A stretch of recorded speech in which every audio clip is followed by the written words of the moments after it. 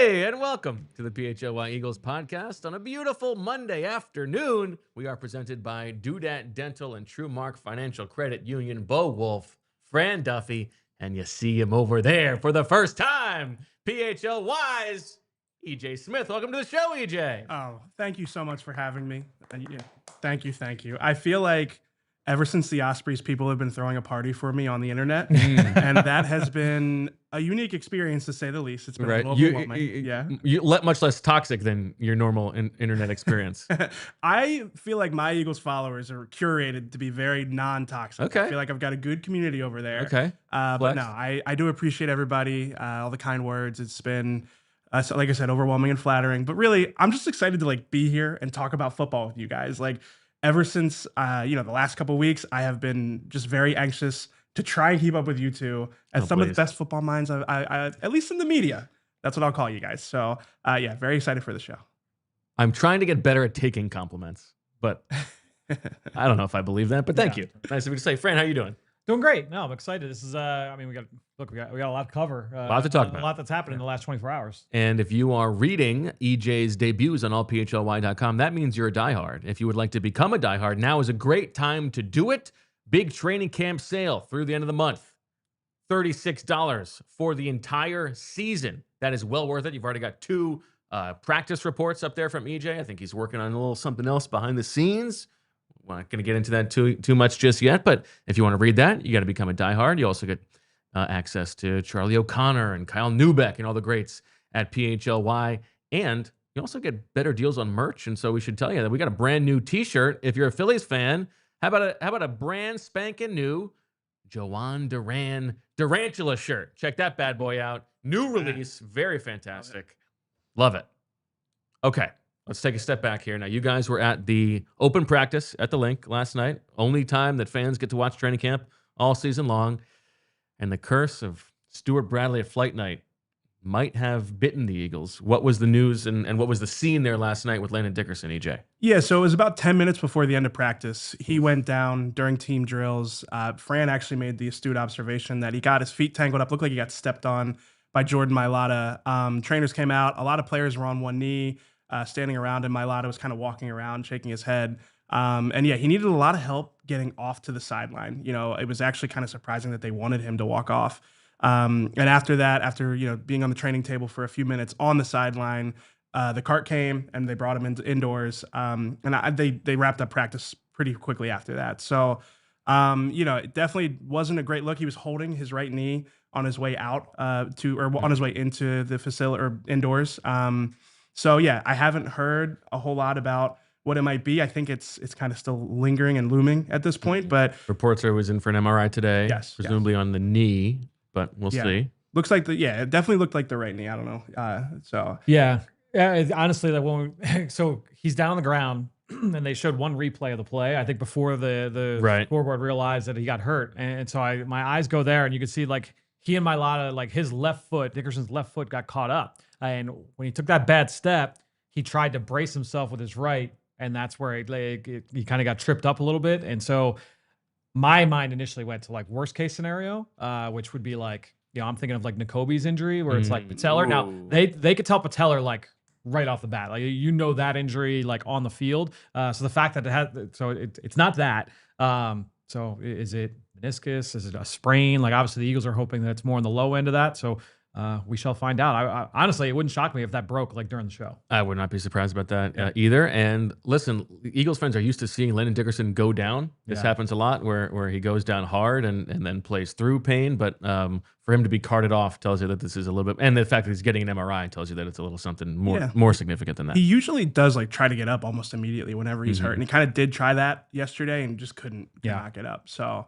definitely a major one to watch. All right, well, then let's get into what the potential replacements for Landon Dickerson would be, whether that is for an interim period of time or knock on wood, not this, but for the entire season. And let's make that the big deal presented by Cherry Hill Kia.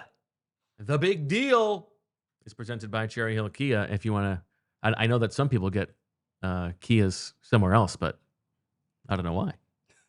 Okay, now let's start because, this is fascinating, and it's interesting because the Eagles get a full day off now to sort of think about what their plan of attack would be. And we should say that because Dickerson is coming off of an injury, there are a lot of times in practice right now where he's not taking reps. He gets reps off with the ones. Yeah. And every time that is the case, every single time, the person who gets the first team reps at left guard is Brett Toth. Do you think that Brett Toth is a realistic possibility to replace Landon Dickerson in the starting lineup? I think he's probably got the pole position, right? It feels like that would just because of, based off their actions, it feels like Brett Toth would be the guy that they would insert there as the full-time starter. Yeah, I guess it depends on what Dickerson's injury is, because if it is season ending, then I do feel like there's a possibility that you move Tyler Steen over to left guard to facilitate Matt Pryor being at right guard, or I guess we can talk about some of the other options, but I think Pryor would be the other one that I'd keep an eye on. Just like he's played a lot more football than Brett Toth at the very least. Maybe it's not the most high level football, but he's got the experience. But for some strange reason, I guess it's not a strange reason, he has not played very much right guard. He's played almost every other position except for center. He's played left tackle and right tackle, but for some reason when he plays guard, he's mostly at right guard. So again, do you want to mess with Steen, though, is I guess the biggest question. And especially if it is a short-term thing, putting him at left guard for a few weeks might be a little bit too much. He's having a good summer, but again, we've seen things kind of go sideways for him before. Yeah, my guess is they would not go to that right away, unless they get word today that it's a season-ending injury. Yeah. And then they might consider that. But even then, Tyler Steen has been up and down throughout his career. The fact that he is settling in now and playing well, I would be pretty surprised if they moved him, especially given all the time investment of working with Lane. I think it would be more likely, if they do prefer Pryor to Toth, that they would just put Pryor at left guard. Yeah, I guess at that point, maybe you're arguing Pryor uncomfortable at left guard, but keeping Steen settled might be the better alternative. Yeah. Now, what kind of player is Brett Toth in your mind, Fran? Yeah, I think you're looking at a guy. He's been in the league now, really with the Eagles for. We're talking 5-6 years at this point now. He did have a cup of tea down in Arizona with the Cardinals, but athletic. We know the versatility. He was a college tackle. The Eagles have played him a lot at center. He has had issues in the past with snapping, but he's played a lot more guard here this summer than center. I think when you're looking at him in terms of body type and skill set, in terms of recent Eagles, he's got a linear build that is similar to Evan Mathis, talking body type and skill set. He's not as thick and burly as certainly Landon and Mekhi Becton, those kind of guys. So Evan Neal. But even Evan Neal he's got those broad shoulders. He is a linear small forward type of frame when you're looking at Brett Toth. Look, this is a guy that was played at Army. He is he's got an athletic build. So it would definitely be a different feel. And that's where when you're looking at the Eagles and the way that they orchestrate the run game, so much of it is all right. You have Mailata and Dickerson, and it's 700 pounds of massive humanity just moving people off the ball. You don't have that same impact when it's Brett Toth at left guard next to Mailata. What about Pryor as a run blocker? Yeah, certainly you get that massive humanity aspect of it where, he's just a bigger, thicker build. And to me, while I do think Toth is that's probably the favorite, I feel like by the end of the summer that it would probably be Pryor. That would be my gut, that they would rather see Pryor at that spot, just because of his skill set, his familiarity. The floor there, I think, is higher. I think Pryor would be a better fit. Now, there are more people to talk about, and I do think we need to start with, we've all got habits that we're trying to break, right? Yeah. Things we'd like to do better. Okay, today is the day where I'm gonna start my diet, or today is the day that I'm gonna really work out more, whatever it is.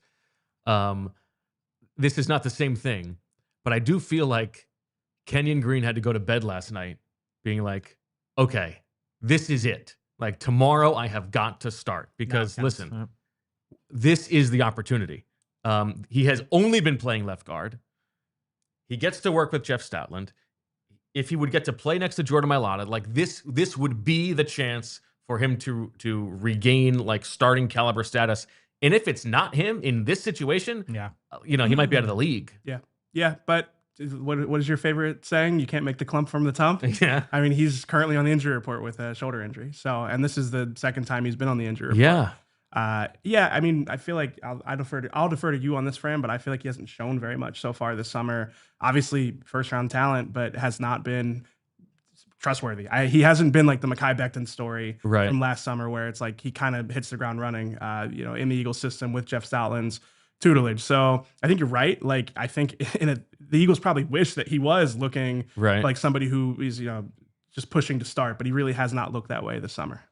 Now, we did play the other night. Yep. You are among the truly deranged who watched the offensive line play from that game. What did you make of Kenyon Green in his Eagles debut? Yeah, 16 snaps, 8 runs, 8 passes. Nice and clean. Beautiful. And honestly, I feel like if I were to chart it, those 16 plays, 8 pluses, 8 minuses. Yeah, I feel like it would be like maybe like 4 pluses, 4 minuses, and 8 in between. Okay. That's kind of how it was for Kenyon Green. He had 1 rep early where it was like, there's the power, the ability to move people off the ball. And then he had some where he just missed his target and let somebody get cross face and get past him into the backfield. He gave up, I believe there was one pressure that I don't know if he was charted for it, but I probably would have given him a pressure allowed. I think when you're looking at Kenyon Green, the ability is there. The consistency certainly needs to improve. I think there are some technical things that he can continue to hone in on. But at the end of the day, he's got to be healthy. And the fact that he started camp injured, he was injured again. It's not too late, but the clock is ticking because Jeff Stoutland will want to have this ironed out by end of next week. Mm-hmm. Yeah, no doubt about it. Yeah. You would imagine that this is Howie would like to see him on the field, would like to see what it would look like. Maybe this is a guy who is more of a front runner, right? Like if he's being loved up and he's working with the ones, maybe you're going to get more out of him. Who knows? Yeah. Stout knows how to work with those guys better than I do, but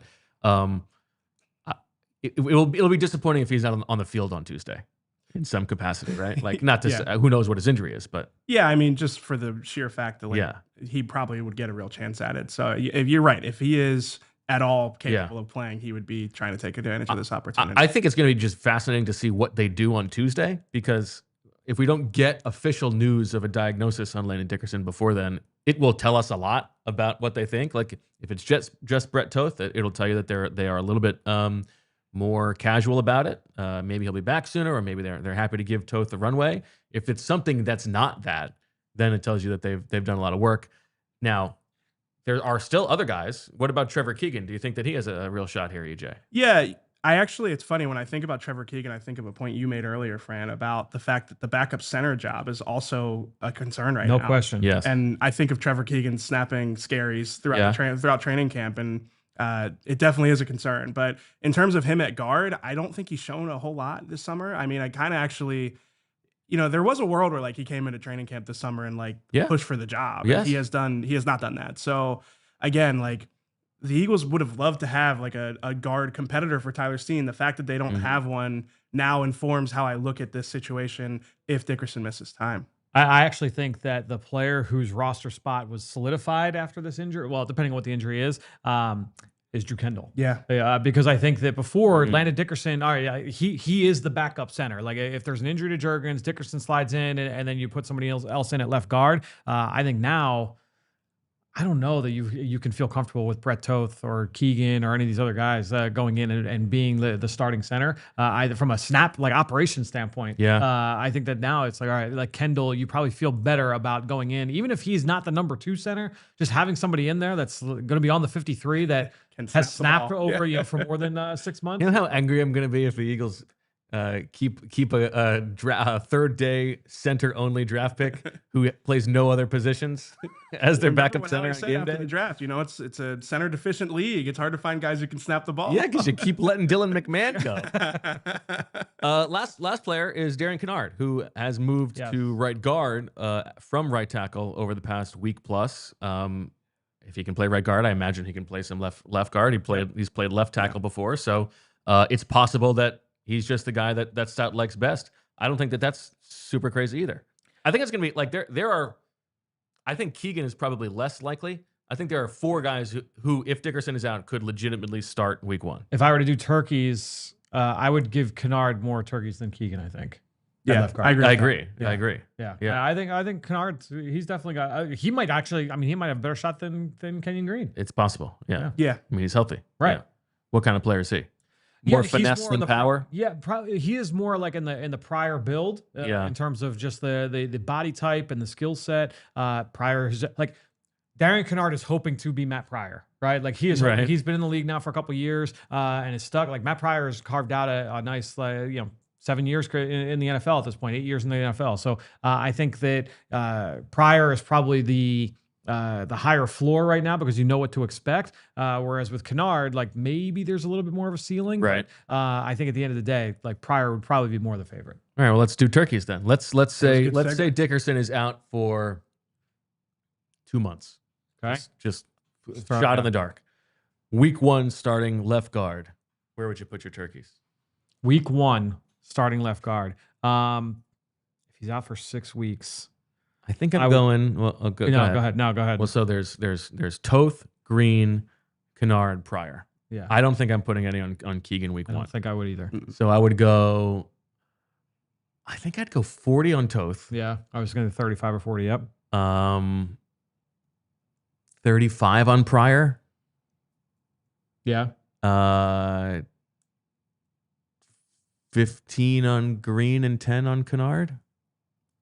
Okay. Yeah, I think I'd be right around the same. You could flip Kennard and Kenyon Green if you wanted. Right. But no, I think that's about where I'm at. Okay. Now listen, I'm new to the turkeys game, so I'm not going to do the mental math on the fly. I'm going to rank them for you. Okay. I have all my, not to spoil anything, but I've got all my turkey we got lots of turkeys coming. Yep. I have them written out where I like calculated them all myself to make sure I didn't mess them up. So I'm probably going to put Pryor just ahead of Toth. Like if we're giving, again, don't check my math here, people. Okay. 35 maybe for Pryor, 30 for Toth. Okay. I might be overstating the fact that Pryor has played like mediocre football before, but I do feel like the fact that we've seen him in games, I'm putting some confidence in that. I actually might have Kennard over Green. I haven't seen it with Kenyon Green. So yeah, I'm again not going to do the math just yet, but give me some time. So you're going 35, 30, 25, 20? I'm going to take your word for it. Okay. No, is that too many? No, that's 25, 10. 25, 10. 25, so 10. Call it 20, 15. Okay. All right. Okay. Like that. All right. Well, that is the big deal presented by the good folks at Cherry Hill Kia. And speaking of good folks, the chat is just lighting up with super chats. Have you seen the Aston Villa chat in there too? No. That's yeah. No. Now listen, EJ, don't be reading the comments too much in the middle of the show. We can't go down that road. But we start with the first super chat from EJ's sick guitar riffs. And is that a photo from the Ospreys? Looks like it. Yeah, all right. definitely. Let me extend a very warm welcome to EJ. But now that you are free of the evil Bostonian Empire, tell us your real thoughts on 2 pairs of socks. Oh, we can address this later, right? I think we'll get to this in overtime. Save the two socks talk for overtime. For overtime. Okay. Jason with a J says, EJ, it's a brand new day and a clean slate. Let's not give anyone a reason to put up any more Reddit posts. What did I miss? Was that from the same thing? I think people have just been, I think it's from the same thing. Okay. People have been, they've been, I appreciate the fact that people were interested. Yeah, for sure. SRG. No, that was the same one. Mikey Phased says, the Ospreys were so much fun. Great to meet the hosts and sickos Noah, Alex, Richard, and Rich Bobby. Welcome, EJ. Thank you, Mikey. I mean, what a fun, that was great night. One of the best nights of the job. That was fantastic. Great atmosphere. Oh, SRG, I didn't. Oh, because there's another. Oh, no, okay. SRG, welcome, EJ. Let's start with the basics. Where did you go on your honeymoon? I went to Las Vegas and San Diego. Now, let me put something out there right now. Like, me and my wife aren't really Vegas people. Yeah. Good. Yeah. This is a good start. Yeah, good start. We went to Vegas and we drove to like Zion National Park. Okay. And kind of did like did a helicopter tour of the Grand Canyon. We did a lot of outdoorsy Vegas activities. We didn't really spend much time in the conventional Vegas experience. Okay, good for you. Yeah. But you didn't get married in Vegas. No, definitely not. Yeah. Okay. You didn't see the Eiffel Tower? I saw a copy of the Eiffel Tower. Super chat from Killicow. Welcome, EJ. Did you know that one time the guy who played Mr. Belvedere accidentally sat on his balls and they had to stop filming for a couple days? I did not know that. You didn't know that? Oh, everybody knows that. Steve Clef. Welcome, EJ. Thrilled to have you here. Good luck with all the sicko questions. That could have been helpful. That would have been helpful before the last one. Thank you to everybody. I really appreciate that. Let's take a quick break. And on the other side, we're going to go through the position battles, position by position, give you our turkeys, see if anything has changed since the last time we did this, as EJ's debut rolls on. Bet365 has 90 million users worldwide, and they live stream over 780,000 events each year with early payout offers across the NBA and NHL. Bet365 pioneered live in-game betting, and today, they offer the widest range of games and markets available for live in-game betting across 78 sports. New customers now get $150 in bonus bets when you bet $5, win or lose. Sign up, use the code PHLY365, deposit $10, and place a bet for $5 to get that $150 in bonus bets. Again, win or lose. I'll tell you about it one more time because it's breaking news from Bet365. New customers now get $150 in bonus bets when you bet $5, win or lose. Sign up, use the code PHLY365, deposit $10, and place a bet for $5 to get $150 in bonus bets if your bet wins or loses. Bonus bets can be used on the spread, totals, player props, futures, and more. Whatever the moment, it's never ordinary. At Bet365, must be 21 or older and physically located in Pennsylvania. If you or someone you know has a gambling problem and wants help, call 1-800-GAMBLER.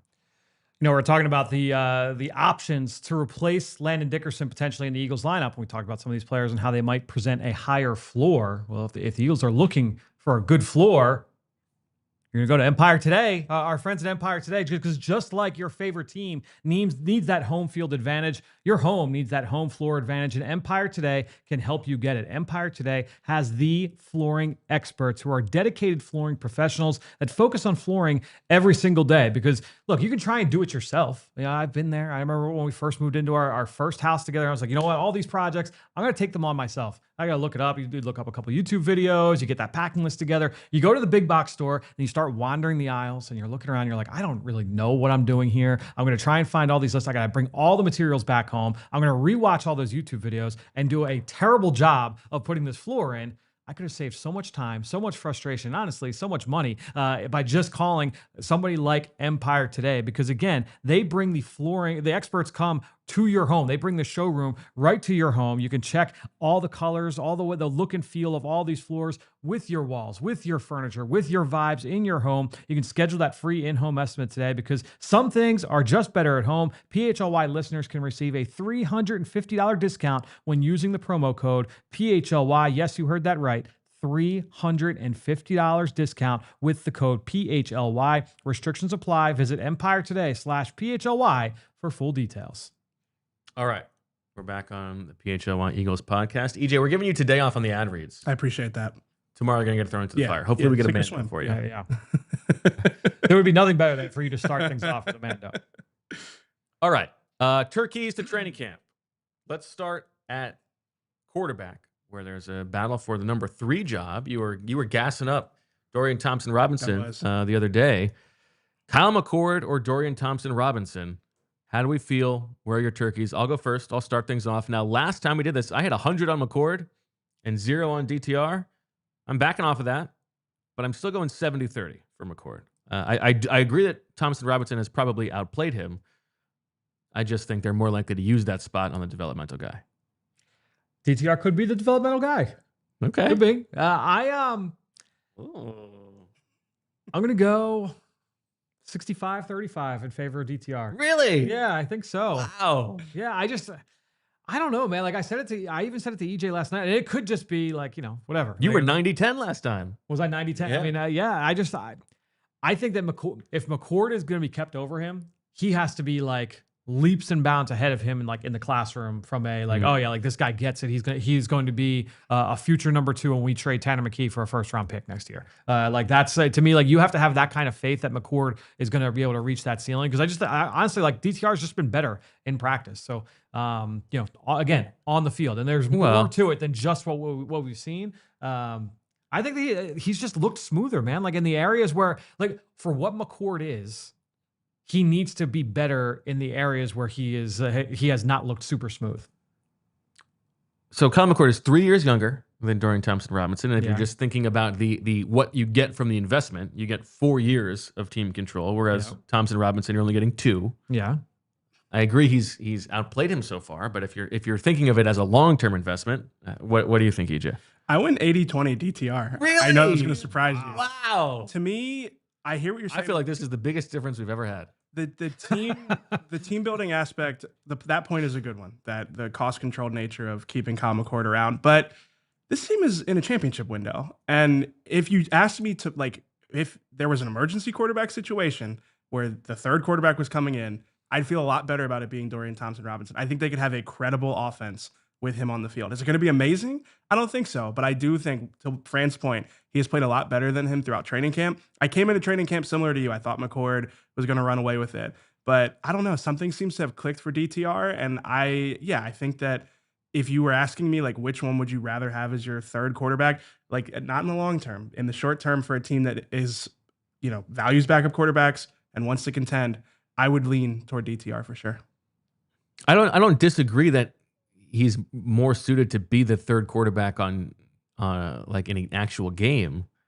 I just think roster machinations wise, there's probably a way to keep them both in the building. Yeah, and if you do that, he's got draft pedigree just like Kyle McCord does. Now he's older, but still he's got the pedigree where I don't know if he gets through waivers.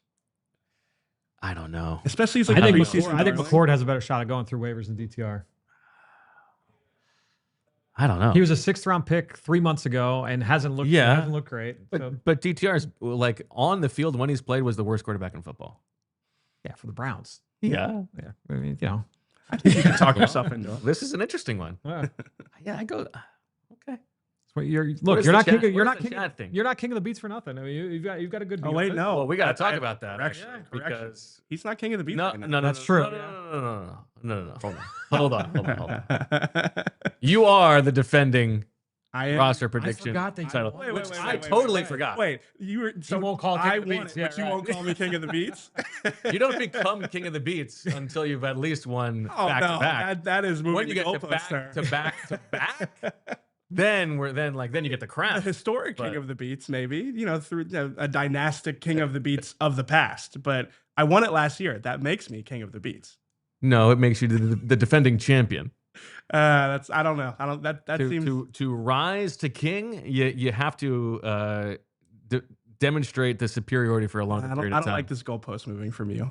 I think I'm on the record with this. I think I've said it before. King of the beats has 2 years. Or is it 3 years? What's the I think 2 bar? You get king. What's 3? But 3 is, 3 will never be done again. 3 is just your Bo Wulf.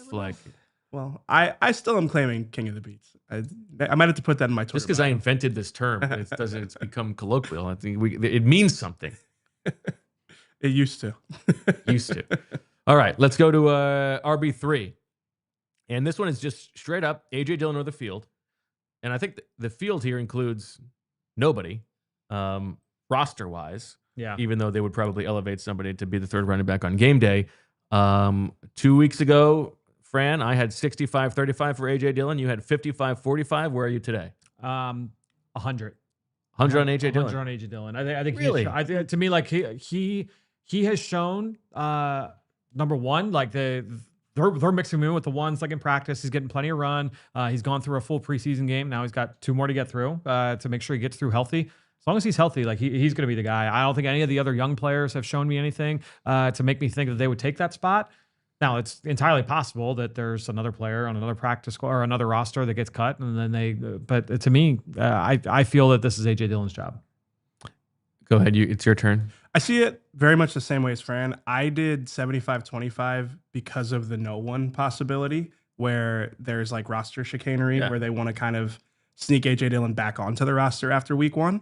But to your point, Fran, he has not been the Rashad Penny, experiment where it's he comes into camp and you can tell that the guy's just not healthy and just doesn't really have it. He looks solid. I definitely think he's RB3. I think that Will Shipley's also had a really encouraging summer. I think so too. If you asked me before training camp, if Will Shipley was going to be able to fill that Kenny Gainwell situational runner type of role who can also, add some juice in the pass game, I don't know if I would have said I was fully confident in that. I think I'm fairly confident in it now. I think he looks the part for that job. So, I think that there is a chance that they only go into the week 1 with 2 running backs, but I do think that AJ Dillon has kind of played his way onto the 53. I don't disagree. I'm opening up more space for the field. Sure. Whether that is just keeping 2 and maybe adding somebody off the practice squad or keeping AJ Dillon around. I have it at 55-45, but I do think that he's looked fine. Yeah. And I think if they lined up to play tomorrow, he would be active and probably get a couple short yardage carries. He had a run the other night where I was like, yeah, like that looks like what Jordan Howard was giving them in his second year. Like, and then not that first year where it was like, oh, like he's a pretty important piece of the offense. To me, when I look at AJ Dillon, like that's the bar I think they would love for him to be able to hit, is to offer that kind of role for this offense. Okay. Next up, tight end 3, a very wide sprawling category. We've got 5 different options here: EJ Jenkins, Kylan Granson, Nick Muse, Harrison Bryant, and Cameron Latu. EJ, it is your turn to go first. This was let's see if you're able to add it all up correctly. So I feel like there's 3 candidates here that deserve most of the share. So I agree. And maybe this is me being a little guilty sticking to the bit. I have EJ Jenkins at 35. Okay. I've got Kylan Granson at 30 and Harrison Bryant at 25. And then I've got Nick Muse at 7 and Cameron Latu at 3. And I did add those up, so they should add up to 100. Okay. For me, I feel like Granson, between Harrison Bryant and Granson, I think that Granson has looked better this summer.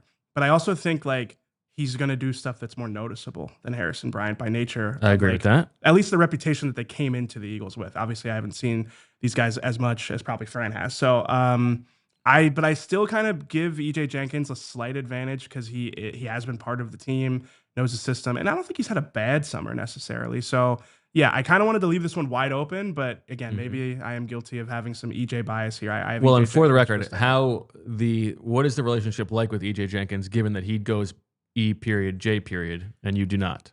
Correction for you. He is E period, J period on the roster. I have spoken to him. He does not put periods in his name. He is a part of my delegation. So where are they getting that from? I don't know, his because official his placard also doesn't have periods in it. Okay. So I think it's just a mix-up, and he probably, like me. Well, actually, I'm kind of self-important about the no periods in my name thing. He probably is more. And what is his true first name? It's Emmanuel, and then he doesn't have a J middle name. Oh, kind of a fake EJ. Oh, so he's Emmanuel Jenkins EJ. So the J stands for Jenkins. Oh, got it. E Jenkins. Yeah, exactly. E Jenkins, like the ATM machine. Okay. Yeah. All right. I feel like that's a bit of a mark against him, but he's a former Bo Wulf camp crush, so we'll give him some. Allow it. All right. So you have EJ at the top. I have Granson at the top, but it is also very close. I have Granson 35, Bryant 31, and Jenkins 29, and then I have 5 on Muse and 0 on Cameron Latu. Wow. Why 5 for Muse and none for Latu? Because I think Muse has flashed a little bit more. Interesting. You think Latu's flashed more? No. But I didn't know if there was some kind of eliminating factor there for Latu. No eliminating factor. Okay. Just I think Muse has been a little bit more noticeable. But the idea that I think you make a good point, EJ, about the things that Granson does better are more likely to be things that we would have noticed. But I have noticed him more. Yeah. And I actually like Bryant really hasn't done much at all. And I also haven't seen him moving up the depth chart in a substantial way. Also, there have been times I've looked for his blocking and it hasn't stood out either. So that's fair point for sure. How about you, Fran? I'm going to give it all to those first 3 guys of EJ Jenkins, Kylan Granson, and Harrison Bryant. I'm going to go 40 turkeys for Granson. Okay. And then 30 each for Jenkins and Bryant. 0 for Latu, 0 for Nick Muse. I think Couldn't for give me him a single turkey. No. I think with Granson, he's got the highest upside as a pass catcher. Probably has the highest floor as a pass catcher. Does more on special teams than both. Although Jenkins had some nice special team snaps the other night. I did go through all the special teams film. Yeah, we got to talk about this. Yeah, we'll do that at some point. When you finish talking about tight ends, right, we'll do it. All 5 of these guys played a lot of special teams the other night. But to me, I think Granson wears the most hats on special teams for this team. So I would say that Granson has the best shot paired with the receiving. Okay. Let's talk about this because I don't know that anybody else has gone over the special teams film from the preseason game. That is a true level of sicko-ness that you have here. What did you learn? Well, look, the reason why I go through special teams, and I've done it for years with preseason film, is that it can be a very big deciding factor when it comes to who makes the 53-man roster, who was brought back for the practice squad, those kinds of things. So I actually watched more special teams film in the summer than I do in the fall. I'll go back during the fall. Sometimes if there was like a big play, let me hunt this play up or that play up. But typically it is more like I'm going to watch every team or every play and really chart it out. There were some takeaways. Let me pull up my notes really quick. One thing right off the top. You did break my heart on one thing. Yeah, go ahead. You can while I'm pulling it up. The long Ainias Smith punt return. I was watching that play and I see Brandon Johnson line up as the the stopper, and I see him like just make a little move to come off his guy at the very end after Ainias Smith catches the ball and just give a little bit of an outside lane to Ainias to get to the outside. I'm like, Brandon Johnson making a big play on special teams. And then you told me something that broke my heart. So Bo said that to me the day after the game. So it was Friday. It was either Friday or Saturday. He's like, Brandon Johnson on that Ainias Smith punt return. So I'm going through an chart and I'm like, there's 35. And it was a good play, right? Yeah, good play. I'm going through. It actually was just okay. Yeah, poor guy like run over on the play, but got in the way, did his job. He was fine. But then I'm going through, and then it was the final punt return of the entire game, and I'm doing 35, and I'm like, all right, there's Brandon Johnson again, and then there's another 35, and I'm like, that's Keelan Robinson. I was like, wait a minute. I was like, no, that's Brandon Johnson. The 35 that was out on the field for Ainias Smith was actually Keelan Robinson. So Brandon Johnson did actually not play as much special teams, which not great. Not great for your boy. I will say the one DB that really flashed, AJ Woods was a starter on a number of, not JT Woods, AJ Woods was a starter on a handful of these special teams, played a lot, and honestly looked really good playing. Okay. So I think that's something where if he's I don't know if he's going to make the 53, but if he sticks around with the practice squad, like that's a guy who player, could be a game day elevation. Yeah, that could be a game day elevation because of special teams value. Because his defensive reps have actually diminished over the past week or so. Yeah. So that was one big takeaway for me. I thought Ben Van Sumeren looked good on special. Good enough to make the team on that alone. So there's guys every year where it's like, all right, they bring more value on special teams than on offense or defense. It's usually like, depending on the year, maybe it's one guy. Sometimes it might be two guys. I think there's enough there. And honestly, we probably should have included him in that in that tight end 3 category because of what, and look, he works typically for the roster spot. Yeah, in terms of the roster spot. Like, I don't know if you're going to put him with Jamal Singleton's running backs or if you're going to put him with the tight ends, but if I'm going to include him in there, I put him equal footing as Kylan Granson because I think he's got more. They have a proven package with him on the field. Like, all right, he's going to be like the run first fullback. I think there's enough there. Is there a world where he is the field for the RB3 spot over AJ Dillon? That's the thing is like I don't even like think about him in that way, like as a ball carrier. So I almost just automatically just throw him in with the tight ends. In terms of other standouts. Negatively, like Lewis Seen, just watching him athletically like run around is just he did not look great. EJ Jenkins had some really good reps with the kick return unit. Congratulations, EJ. Yeah, it was a very nice job there. I think you mentioned on one of the shows we did, Smile London. I think it was the last show you did with ZB on Friday night or Thursday night. Who was that? From the stadium before the connection kicked out. It was like 8 times. It was perfect.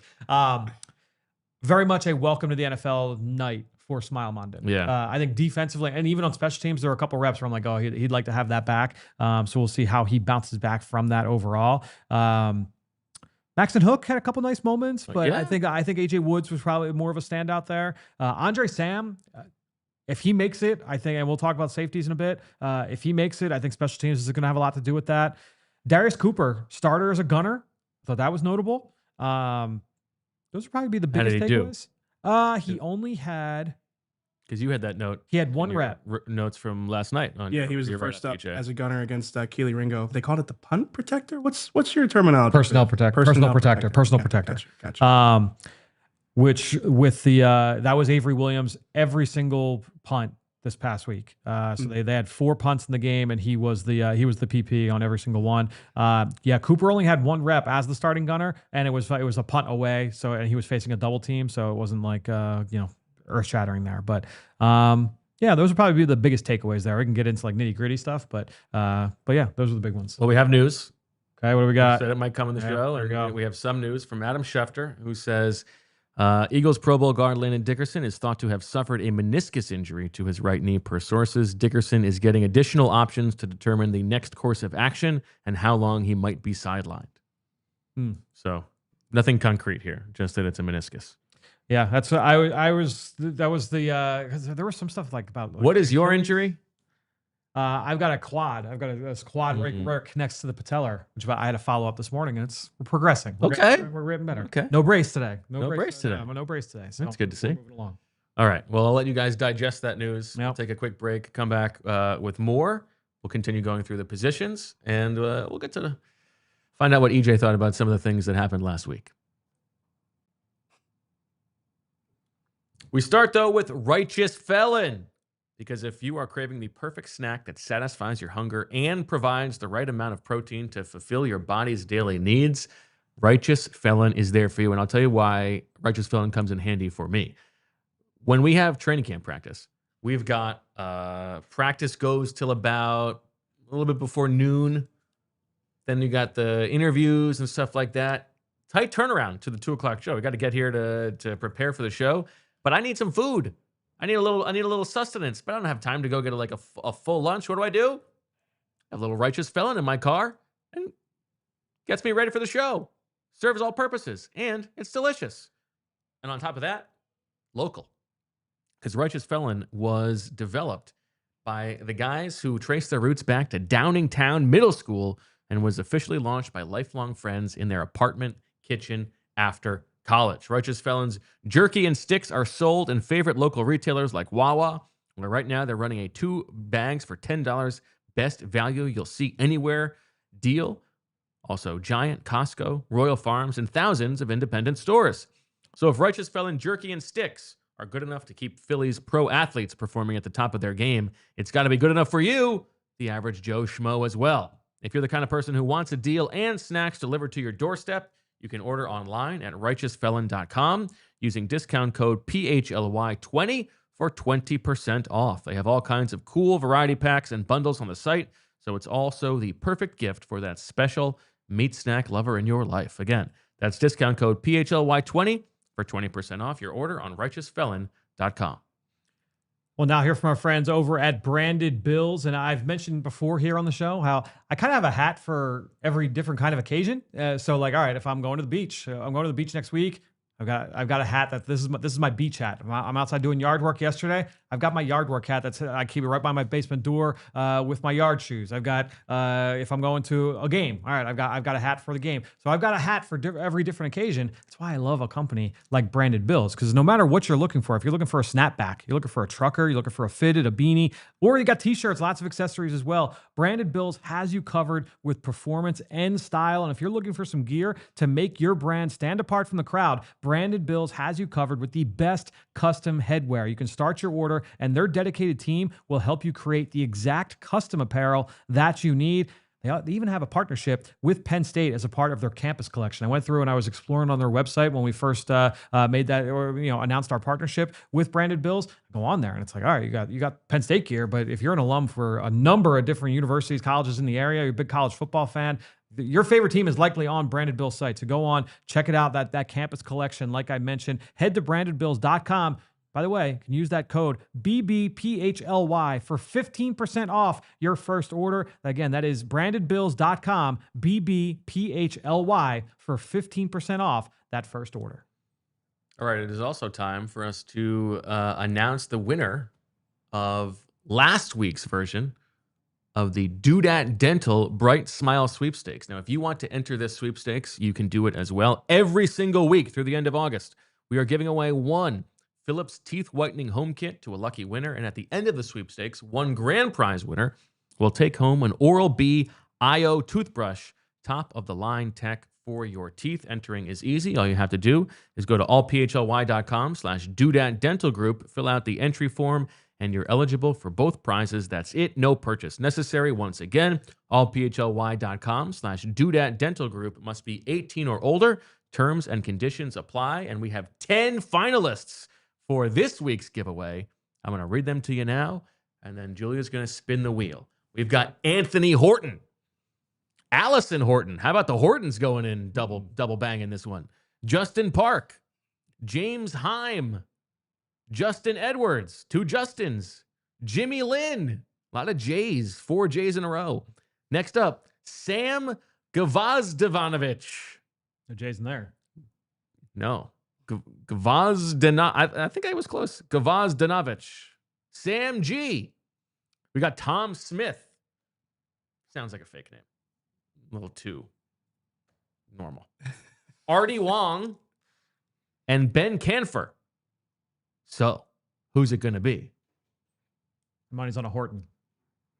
I mean, you got a 20% chance. Yeah, game theory of that. We're working on it. Julia's working on it. It's okay. We'll get there eventually. You guys got any predict? Let's put our turkeys on this. I'm going 15 turkeys on Sam G. All dibs on the Hortons. So you got both Hortons? You going all your turkeys? Listen, pushing all in on the Hortons here. I was hoping you didn't go all in so that I could just one up you. Yeah. This is a sign that my game theory on this show is not it's not up to par. I need to catch up a little bit here. Like What would I'll go with Tom Smith. You're going with Tom Smith? Yeah, How do you feel about stick Justin together. Park? What if you went to a park and it was called Justin Park? Would you be underwhelmed? Couldn't go in reverse. It's Justin Park. Justin Park. Very nice. Love that. All right, let's see if the Hortons chicanery comes through here as Julia clicks this bad boy to spin, giving away an Oral-B IO teeth whitening kit. Here it is. Is it gonna be? Is it gonna be? Oh, the Hortons get passed over. Justin Park takes it home. He can't drive anywhere. He can't go in reverse. But Justin Park can sit there and clean his teeth. Nicely done. Okay. EJ, the meniscus injury here. How do you feel about that? Yeah, I feel like we still need some more information to figure out what the timeline is. I think there are some examples in the past of players missing a few months with the injury. Jalen Ramsey, in particular, missed about half a season with it. JJ McCarthy obviously missed all of last season with the injury. So I think it depends on what course of treatment he'll need. Again, like one thing I can always say about Landon Dickerson is like if he can play through something, he will. So it wouldn't surprise me to hear it. If it is an option for him, I think he would take the option that gets him on the field, even if it means maybe having to address it in the offseason. I think so. I would agree with that. I don't know. It's not great. Not ideal. No. Okay. Well, we'll see what they do on practice tomorrow. Very interesting. Yeah, I think that like middle timeline is in play here now, where it's like maybe you don't want to make a sweeping change because you're hoping he comes back. So Right. yeah, as we wait for that, that's definitely I would still be surprised if they move Steen. I think so too. I would agree with just that. leave him. But where he this is a likely you carry him onto the roster, you can put him on IR, and then he gets back when he gets back. Yeah, I agree with that. Okay. Let's keep going through our turkeys here. Next up, wide receiver 4. And I kept this as we had it a couple weeks ago, which was just Johnny Wilson, Terrace Marshall, and the field. Now, obviously, the field includes Darius Cooper or Ainias Smith if you want to get nasty. I think it is my turn to go first. Now, the way we're doing this is like who plays the most snaps week 1. Okay. And because of that, I still have Johnny Wilson as the favorite. I have him at 40. I had him at 60 before. Then I go field 35 and Marshall 25. Oh, that's a lot for Marshall. Yeah, that surprises me. I think there's a chance that Terrace Marshall makes this team, and if he does make the team, I would imagine that he'll play on offense. Huh. Yeah. That's high. I would not have gone You're that not high. going high? Okay. I'm going to go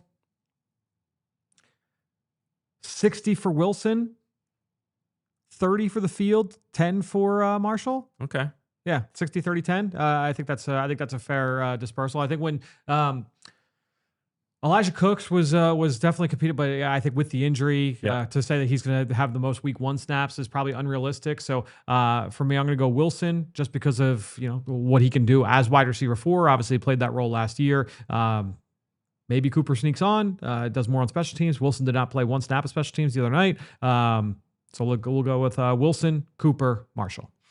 For the sake of the integrity of the game, I will give full disclosure here. I had it down 55 Wilson, 5 Terrace Marshall, and 30 the field. That does not have to line. So Nope. I'm going to give Terrace Marshall a little bit of a bump because you swayed me a little bit. Here. Oh. But again, for the integrity of the game, I want to make it No, clear. you get to go to 100. Yeah, but still, I feel like You're going Darius, 55, 10, I would 15? take Darius Cooper alone over Terrace Marshall when it comes to turkeys right now. I think I would too. Yeah. If you separate, That is he is the field. yeah, I mean, Essentially.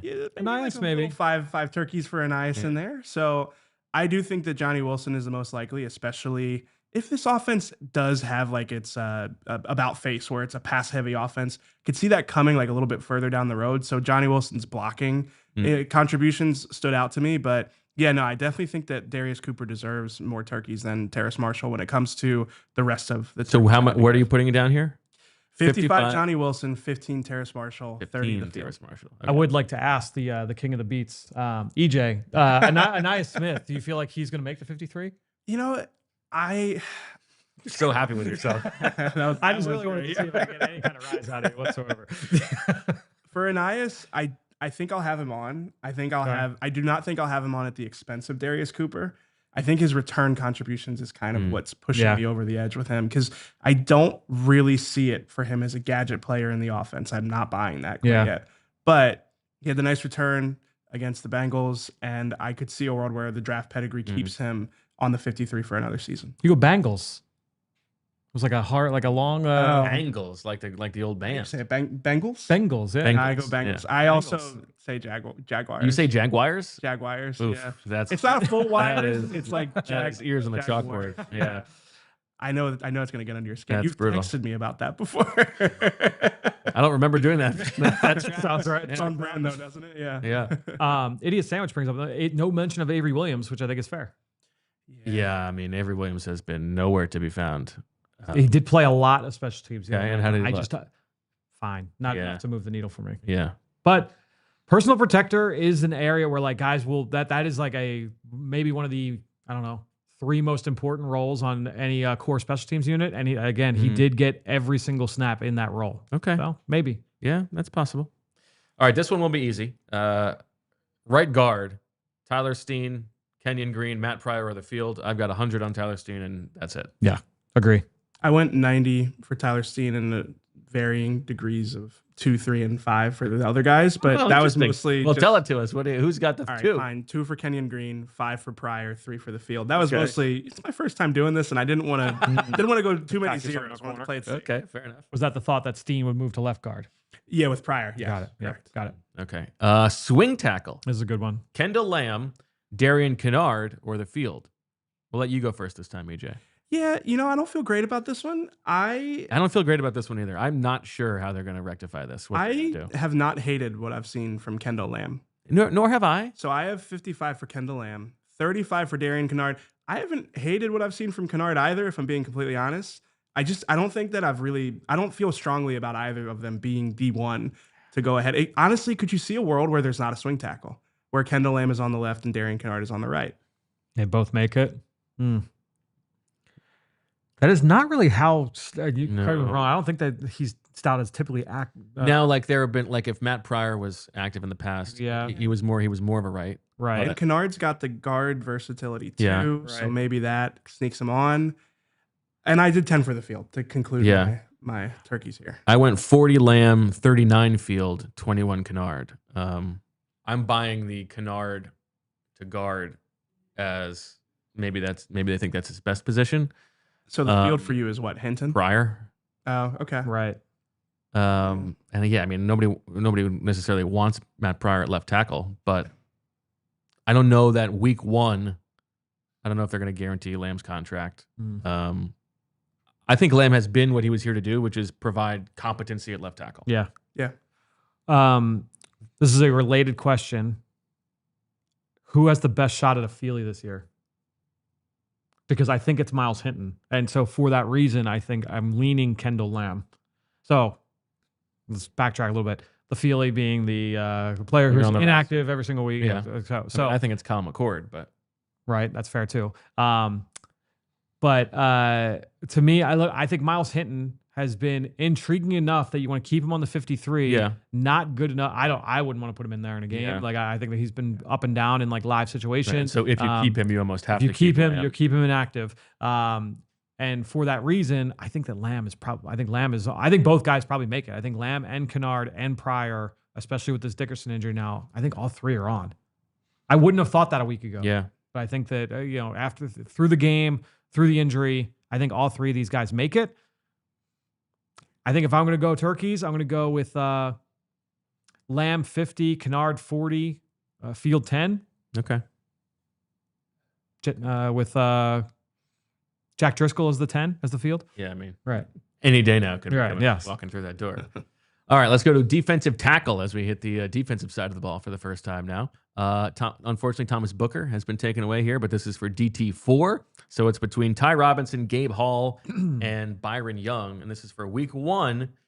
And I go Gabe Hall 50, Ty Robinson 49, and Byron Young 1. 50, 49, 1. Yeah. Yeah, I'm going to go 50-50.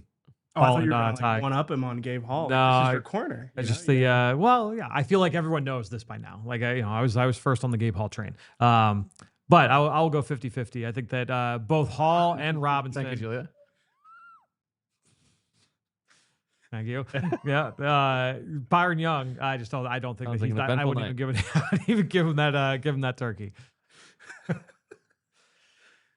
Okay. Hall.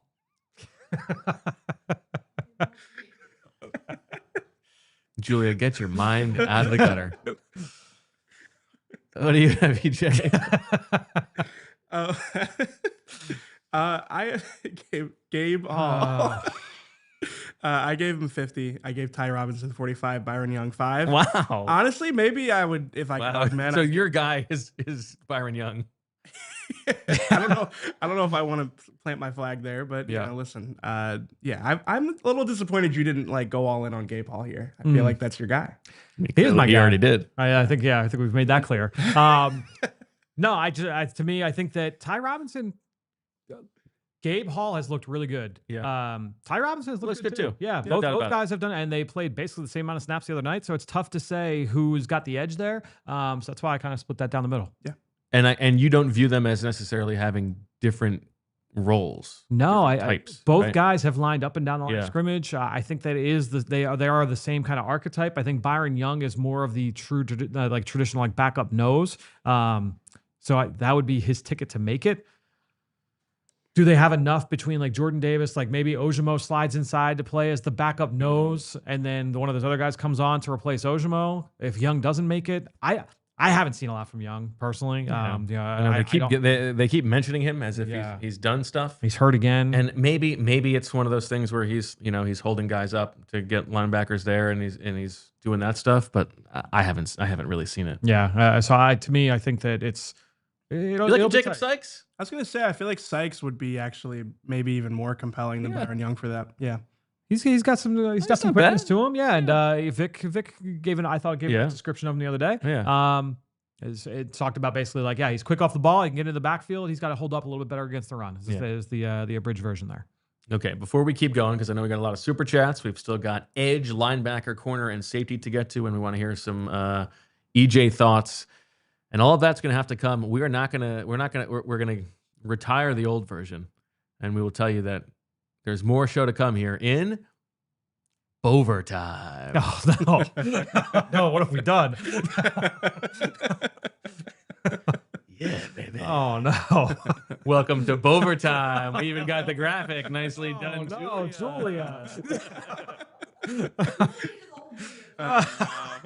Yeah, I want the full animation. I want a hastily scribbled, He workshopped this in the bathroom. Yeah, right. Okay, let's talk bathroom.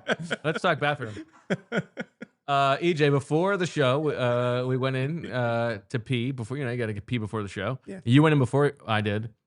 Now you actually went the precise opposite of the person you're replacing. You went into the stall. I did, not the urinal to pee. What went into that decision? I could tell he was just peeing because his feet were facing forward. Yeah. Obviously, I watched where his feet were. I appreciate the insight on where my feet were in the stall. Just a violation of privacy. It's all good. But listen, I know what I signed up for. If you wanted privacy, there is a more private one where I can't see your feet. If you really, that's true. the handicap stall. I can't be in there. Got to respect that. I'll be honest with you, and this is a big admission for my first show. Okay. I sometimes like a stall, every once in a while. Yeah. A little bit extra privacy. You get, Sure. take a deep breath in there. You know what? It's fine. Yeah. I also should clarify to all the listeners, like I take a deep breath in the bathroom because I don't have a sense of smell. So it's not it's not pleasant for me. Right. So, but yeah, no, when I saw you were the other person in the bathroom, I immediately thought, I bet you he was looking at my feet to see what. Of course. He's in your head already. He's in your head already. This is bad. Now I should say it is interesting because if it's now this is a single urinal situation. So we've got stall, single urinal, and then handicap stall. So you could sell me on I'll go in the stall if there's 2 urinals so that you can avoid being directly next to somebody, but you're still going to get the time to yourself if you're alone at the urinal. Yeah, but then somebody walks in and you're not by yourself anymore. I don't know. Have you never done this before? You've never gone, let me just use I'll go in there, but I probably wouldn't choose it if I'm just peeing. Yeah. I feel like if the other one's open. I don't know why I feel this way because you touch a lot more if you do the stall, but I feel like it's also a little bit of a cleaner experience. So you're in your own little box. I don't know if I actually believe that now that I said it out loud. Okay. Listen. Fran, how about you? So I go through this with Francis all the time for that exact last point of like it's just a cleaner. Like Francis, just go to the urinal. Let's get in, get out as fast as possible. So yeah, I definitely trend more towards urinal as opposed to stall for that reason. Okay. Did not expect to be admitting this on my first show, but it's all good. Right. Yeah. And good news for Julia, the women's bathroom is finally clean. So the mice make their way back in. Yeah, so the mice. All right, Edge 3. Smooth transition. Aziz Ojulari, Josh Uche, Ugbo Okoronkwo, and the field. Let you go first this time, Fran. So for me, 70 Uche. Wow. Right, I would just say he's getting gassed up by Vic. It's been a couple weeks now. He's getting most of the reps there, and honestly has gotten reps as Edge 2 over the last a few days, the last couple of practices. So I would say 70 for Uche, 10. Wow. Maybe 12, 8, 10, something like that. 12 for Ojulari, 8 for Agbo Okoronkwo, and then the rest for the field. So. Yeah, I think Uche is the favorite based off what we've seen. DJ? Yeah, I have Uche 65. I have Ojulari 20, mostly because of like past production, not so much what we've seen from him in training camp. And then I had Okoronkwo 10 and the field 5. Okay. I'm different than you guys. Actually, it's the same order, but it's much more condensed. I have Uche at 35, Ojulari at 30, the field at 20, and Okoronkwo at 10. Now, I still have questions about like how are they going to use this third edge guy if it's on rundowns? I'm not so sure it's going to be Uche. I agree with that. So if you're talking now, Nolan Smith and Jay Alexander are both good on rundowns, so you maybe are not taking them off the field there. But if we're talking just a designated pass rusher, I think it is Uche right now. But I think if you're wondering how they're going to apportion those snaps, I think Ojulari gets on the field over him on rundowns. That's wwhy I have him close. I think that's right. We haven't seen a ton of Ojulari. Yeah. And it's and then I have the field as not that far-fetched. I think it is very realistic that they could add a guy. I was going to say that I probably undervalued the potential for an addition in the field because the little voice in the back of my head with Uche is like, he's supposed to look good in a training camp practice, especially those pass rush one-on-ones. Yeah, I agree. That is a setting that he, like the hesitation inside move, that is the stuff that he's good at. That's the stuff you can get away with in those drills. It's not really something that translates that much into actual game situations. So, yeah, I think maybe you talked me into the field a little bit more than I've expected you to. Okay. Just so persuasive. LB2, Jihad Campbell, Jeremiah Trotter Jr., Smile Mondon. I have 75 on Campbell, 24 on Trotter, and 1 on Mondon. I would go. I'm going to go 80-20. Campbell, 20 for Trotter. Okay. I just feel like it's definitely sliding towards Campbell getting that first crack at it. Obviously, there's a chance that maybe he doesn't start till week 3 and Trotter does get the start week 1. My guess is I might feel different about that. a week from now. I think if Campbell's like reps continue to be lower from a like the medical standpoint, then maybe that would kind of temper my expectations to maybe see that it's probably Trotter as the starter. But I'll be fascinated now that Bond's healthy. I would imagine we're going to see him in team drills when we get to joint practice this week. Next to him, yeah. Who's next to him? Because we haven't seen. I don't think we've seen a single rep all summer of Bond and Campbell together. Yep. Yeah. So that will be telling. Yeah. A fair point from Bim Dan, who says, "What about Patrick Johnson on the edge? We didn't talk about him.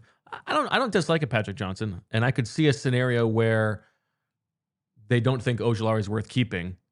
And so early in the season, Patrick Johnson is part of the defensive end rotation, but I would still be surprised if he's not edge 3, I think. I think because he and Uche are similar skill set, body types. I think Patrick Johnson, there's a decent chance he's on the team. They'll talk about special teams. He's going to be an active participant there. But I think that they've used Uche more in that kind of role. Yeah. All right, 2 more. Wait, you don't want my turkeys for the line? Oh, I do. I'm sorry. Jeez, unbelievable. Jahad Campbell, I had 80. Jeremiah Trotter Jr. I had 17. Smile Mondon, 93. I want to be a little bit like still on the Smile Mondon train. I know. Sorry, now I'm on the Smile Mondon train. Well, it's different.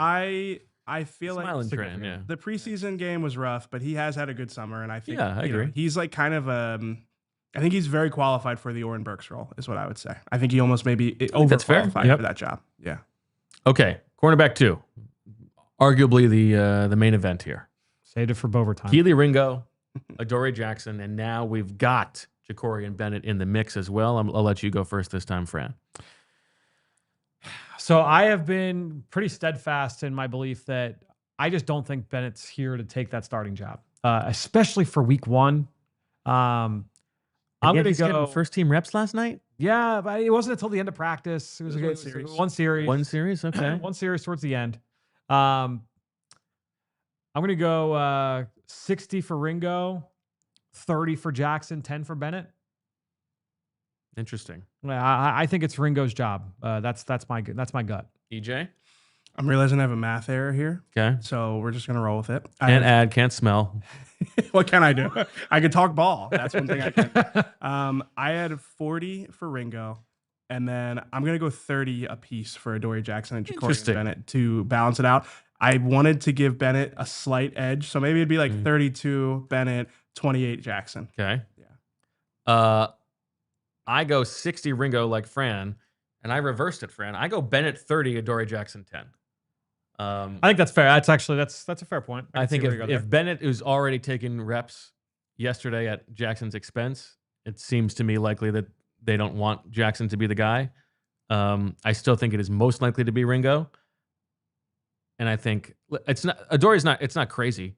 Because I think there's probably less variability with what you're getting with Adoree Jackson. You're getting probably an average starting corner, like below the level that they would like, and there's not a lot of upside. Yeah, but I could see the game where it's like Adoree Jackson gave up 10 catches for 125 yards, right? 12 targets. Like I could definitely see that world. Very much. Yeah. I honestly think there's a pretty decent chance that he's not on the 53. So I agree with that. Yeah. And I think especially seeing Bennett take reps at his expense yesterday, I think that is a very realistic possibility. Right. Yeah. I think that might be where my head is actually at, is that I don't think that Bennett is here to take Ringo's starting job. I think he's here to take Adoree Jackson's CB4 job. Yeah, I think that's very reasonable. Yeah. Okay, last one, safety. 5 different options here. Yeah, EJ, you get to go first. So we've got Drew Makuba, who is finally back practicing full, Sidney Brown, Andre Sam, Tristan McCollum, and we added in Mac McWilliams here. Now, obviously, Mac McWilliams would not be the safety, but this would be in nickel. They're letting McWilliams play the nickel, and Cooper DeJean is a full-time safety. Good framing. Yep. So I have Sidney Brown leading the way with 40. I have Mac McWilliams, number 2. Wow. Really? 35. Wow. 35? 35. Wow. You only have 25 left now. I know. I gave 20. Yeah, I know my history here has been shaky. I understand the concern. I have Drew Makuba with 20. At least week 1. I've got week Makuba 1. with 20. Yeah. Yep. Andre Sam 3, Tristan McCollum 2. Maybe I should have given McCollum 3 though. All right, but hear me out. I think Sidney Brown is leading the way at this point. I think that they would have liked to see more from Drew Makuba. The injury obviously was a really big setback for him, and he's just getting back into it now. I've seen Drew Makuba get like dunked on in practice a few too many times for my liking.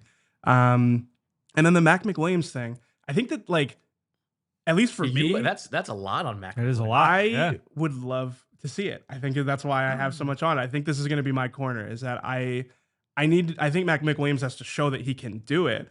But I think, like I've said it before, like Mac McWilliams can unlock Cooper DeJean in a certain way. Like he can then play safety. It's not we need him at safety. It's our best secondary involves Mac McWilliams in the nickel. Now I think it's a big if because I don't think that they would sacrifice Cooper DeJean's coverage chops in nickel unless they felt good about who they had there. And I'm not sure if that he can. I'm not sure Mac McWilliams can really show that.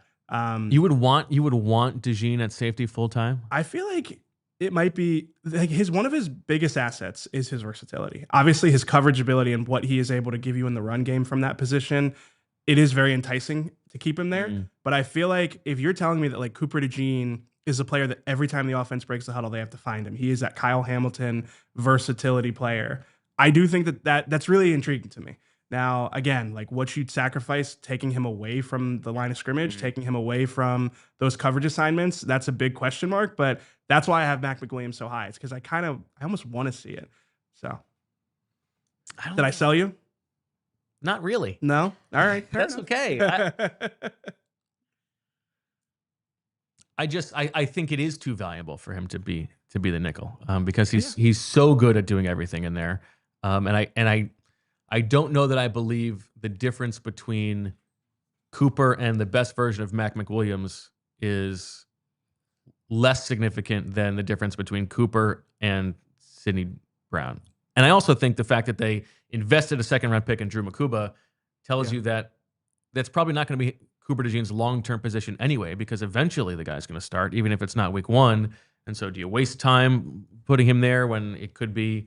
And I could be moved more by the idea of let's put Cooper DeJean on the outside full time. I feel though I don't think that I think that would be the worst of his three positions. Yeah, I feel like that's a waste. I think you could sell me more on that meaning the most to the team. Now, Fran, let me ask you this: like Jonathan Gannon, I know his name is a little bit of a curse word at times, but he talked about in his system, the safety spot and the nickel spot can be mirrored. Like with some of the single high rotations that Vic Fangio does, they obviously run a lot of cover three. Do you think that like the role, we overstate how different the role is? I think in a lot of schemes, it would be a pretty drastic difference. I think that in this scheme, there is a little bit less of a difference. I do think that there is some crossover. Cooper talked about that when he spoke at the podium last week? It was last week, right? In terms of when I'm reading things from depth, like I had to get used to that. But if I'm coming down and I'm going to play the middle hook and cover three, like whether that's coming from safety or if I'm coming from nickel, it's the same read for me. He's just doing it from a different angle in the first second and a half of the play. So I do think that there's some crossover.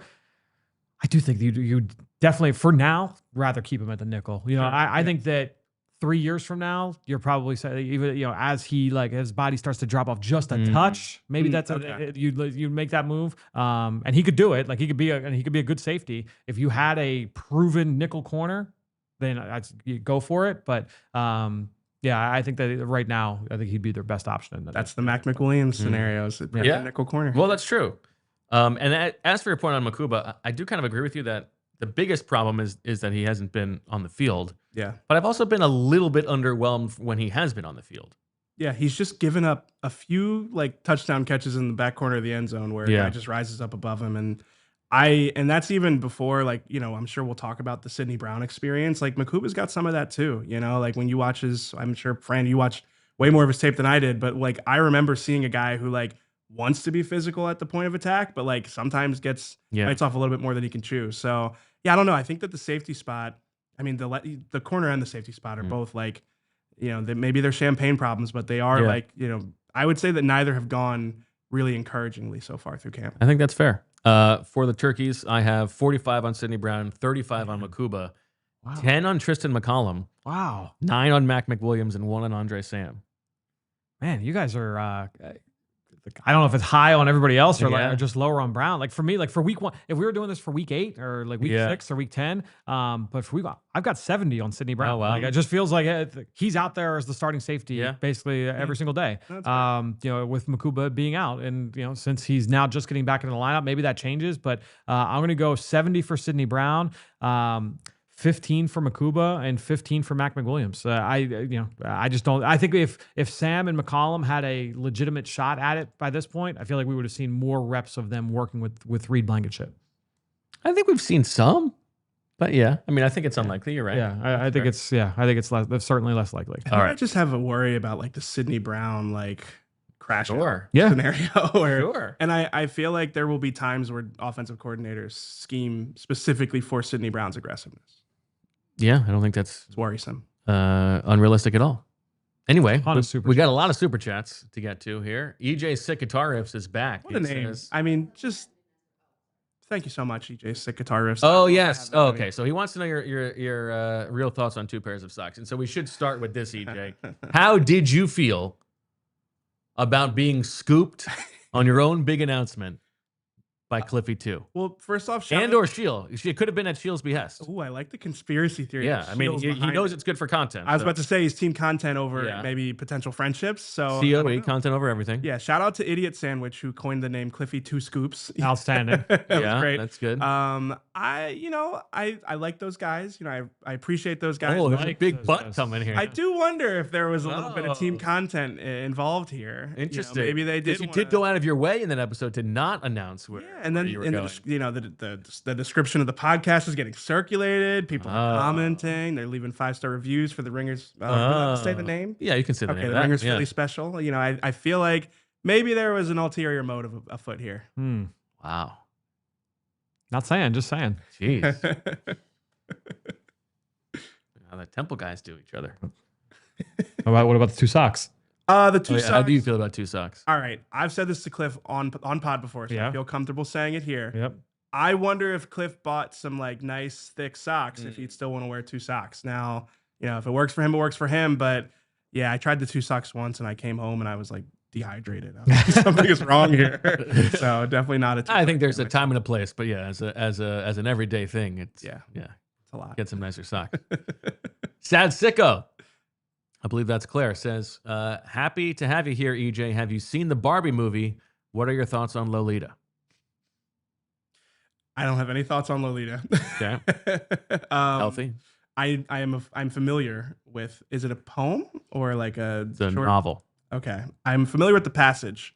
Never used it before. Oh, interesting. Okay. I did not see the Barbie movie, but let me say that it was not for any masculinity or machismo. I didn't see it. Yeah. I don't watch a lot of movies. Don't have the attention span for them sometimes, if I'm being honest.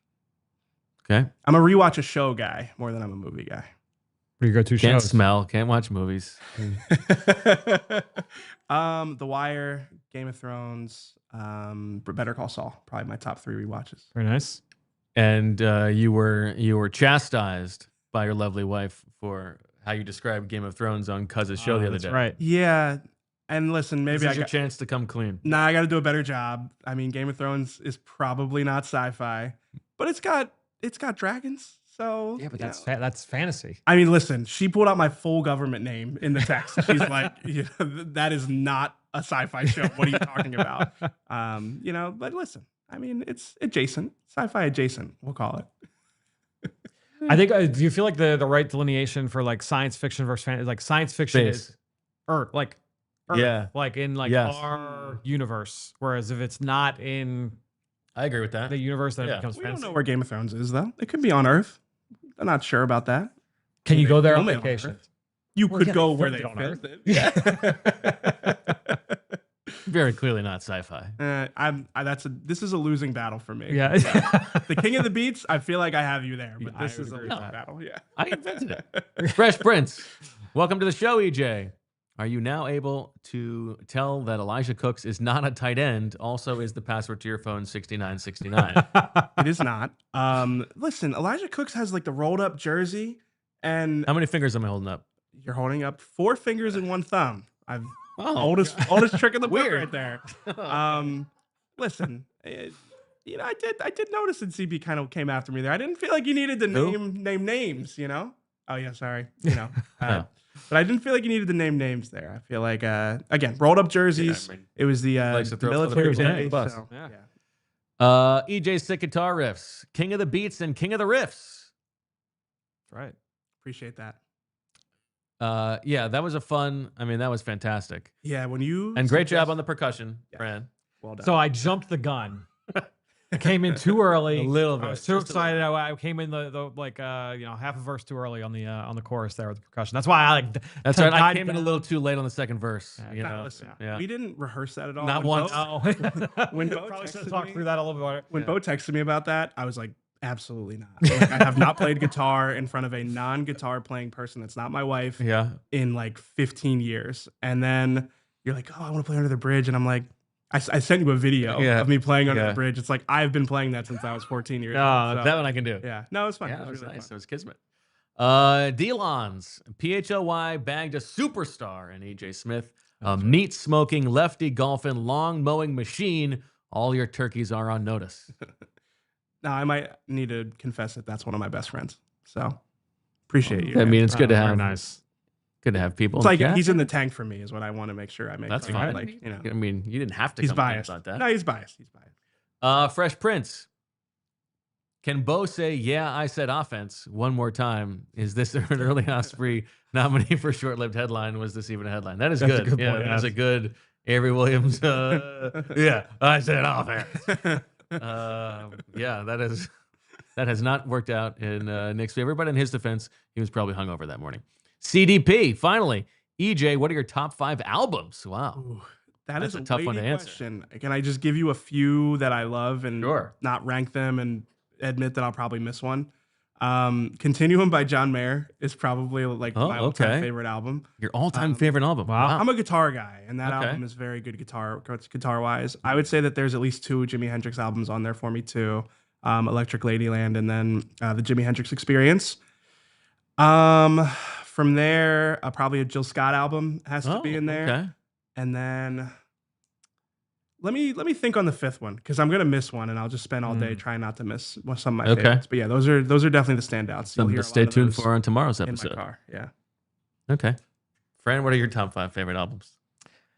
You got any good? Here's a more likely question for you to answer. Okay. Are there any theme songs in like Francis's life that you kind of like don't mind? Or any music in his life? Yeah. So here's our thing. We this has been for forever. We force Francis to listen to like adult music, and then he will hear a song that he likes and say, "Daddy, can you add that to my playlist?" So now he just has a playlist of songs that all of us can enjoy. So now we don't get stuck listening to like a lot of the stuff that you just get that earworm. That's smart. Good parenting by you. But there are a few things where it's like, I want this one. So like the Teenage Mutant Ninja Turtle soundtrack, like was on constant repeat. And that's one where like, because what will happen is he'll go through a phase where he just wants to listen to these songs over and over, wants to watch these shows over and over. And then once that phase ends, I will quickly remove that from the playlist, so it's not even in the rotation. I left the Turtles one on there though. It's not terrible. It's like a minute 20. Yeah, breeze right through it. That's great. Yeah. I mean, I like a lot of the kids' songs. I don't. There's a Spotify playlist that somebody made about like all dinosaur songs. It's probably me. And there are some real bangers on there that I love. There's a song called Shape Song Swing Along. We love that one. Bump that one hard. Yeah, all kinds of good stuff. Lion Guard music is good. Like that was a while ago, but. It's Raining Tacos. Is that coming into the? I don't know that one. Oh man, I might have to put that one on the way home. I'll do it unless you want to hear it in your head. I'll do it. Yep, I'll do it. Yeah, that one. That's a popular one. That's probably the one that stands out. That's like a kid song. What's that? No. Okay. Okay. All right. Good stuff. EJ, how'd you feel about day one?